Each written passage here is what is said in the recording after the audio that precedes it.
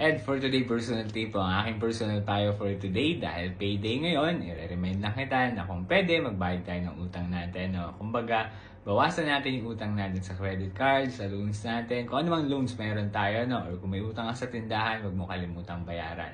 Simple lang naman, bawasan natin ang utang natin kapag meron tayong opportunity or meron tayong pagkakataon. No? Kung sakali mang may excess sa sahod, bayaran ng utang.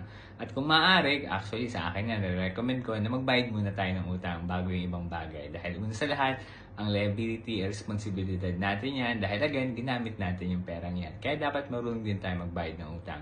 Magbayaran natin ng pakonti-konti, gawin natin installment kung hindi natin kayang bayaran ng buo. Ganun lang mga simple yun. Ang importante lang, hindi ka tumatalikod dun sa responsibilidad or dun sa utang na hiniram mo dun sa tao or kung saan man yan. No? Yun yung pinaka-importante sa lahat. Kaya nare-remind lang kita mula sa Ed for today na magbayad tayo ng utang. Okay? Yan lang yung personal payo ko ngayong araw. And by the way, kung nagustuhan mo tong content na to at sa tingin mo gusto mo na mga ganitong videos, no? So, wag mo nang kalimutan mag-like and follow sa FB page ko na Ed for today. Pwede mo rin pala follow sa TikTok at pwede ka rin pala mag-subscribe sa YouTube account ko na Ed for today. Yun lamang. Salamat!